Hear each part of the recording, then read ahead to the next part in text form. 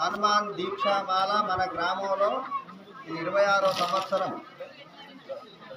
కాబట్టి నిజంగానే silver Jubilee ఉత్సవాలు రజతోత్సవాలు అంటే జరుగుతున్నాయా అన్నట్టుగా ఆంజనేయ స్వామి ఈసారి ఇంతమంది భక్తులతోటి మాల వేయించుకున్నాడు.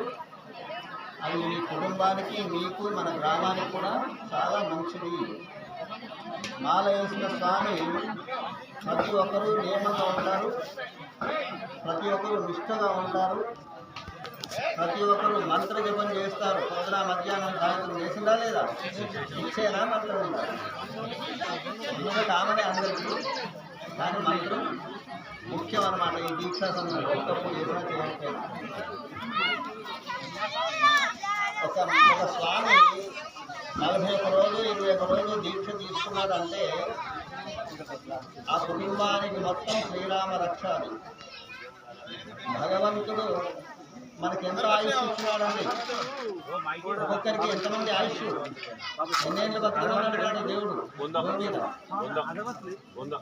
100 అనేవాళ్ళు చేయొద్దండి. ఏమో